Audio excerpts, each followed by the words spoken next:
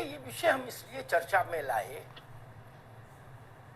कि पिछले 3-4 दिनों से मुख्यमंत्री ने खुद कमान संभाली है सरकारी भर्तियों की,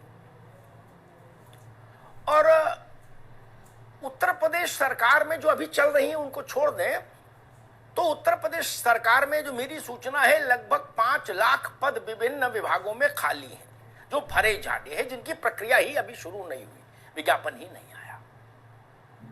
तो पद तो बड़ी संख्या में है, और 69,000 जैसे तमाम जो उसमें है पाइपलाइन में, वो अलग एक टाइमलाइन भी दे दिया, कैलेंडर भी सेट कर दिया मुख्यमंत्री ने। 100 पहले विज्ञापन से नियुक्ति पत्र मिलने तक 180 दिन के भीतर सारी प्रक्रिया संपन्न हो जाए। बिल्कुल, मुझे लगता है कोई भी मुख्यमंत्री, कोई भी सरकार यह क्यों चाहेगी कि उसके राज्य में बेरोजगारी रहे? क्यों चाहेंगे कोई सरकार कि उसके राज्य के युवा हताश हो, निराश हो, आक्रोशित हो? एक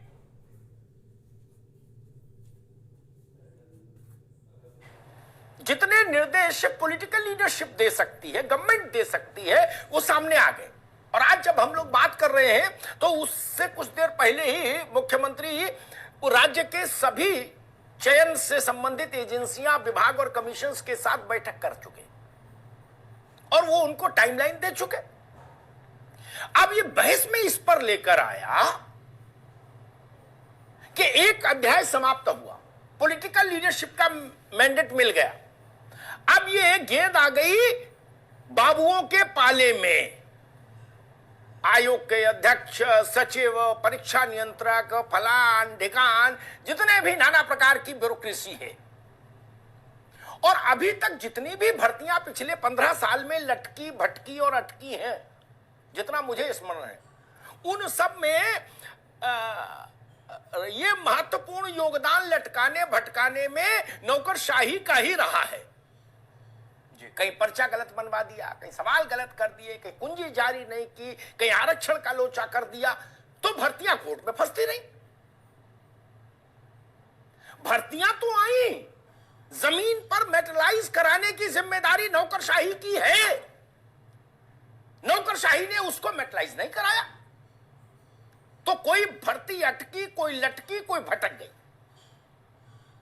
अब फिर वो परिस्थिति बनी है कि भाई कोई भर्ती अटके नहीं, लटके नहीं, भटके नहीं, 180 दिन में दो।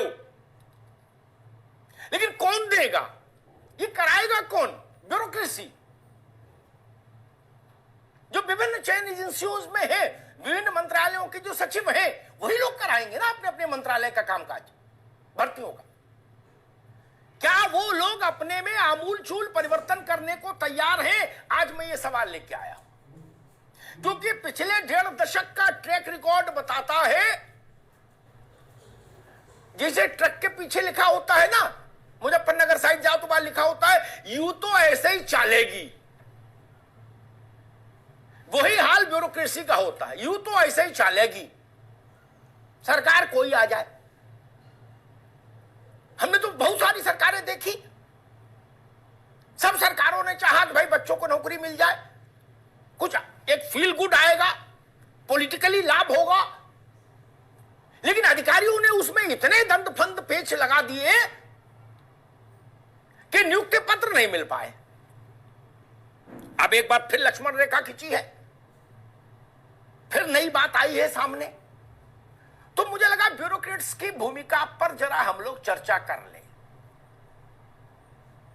क्योंकि अल्टीमेटली राजा कह सकता है, क्रियान्वयन तो दरबार के ही लोग करते हैं। हमारे घर में कोई आ जाए, कहा भाई यार चाय वाय पिलवाओ, नाश्ता बनवाओ। अब जिसको नाश्ता बनाना है वो जानबूझ के इतनी देर कर देगा कि बैठने वाला चला जाए, तो क्या कर लोगे? क्या कर लोगे? बोले बना तो रहे थे, बेसन लेने गए थे पकौड़ी के लिए, बेसन ही नहीं मिला, फिर दूर जाना पड़ा, और तब तक सुनील साजन का टाइम हो गया, वो निकल लिए। तो ये जो चरित्र है, ये जो कार्यशैली है, इसमें 360 डिग्री का परिवर्तन चाहिए। 180 डिग्री से काम नहीं चलेगा।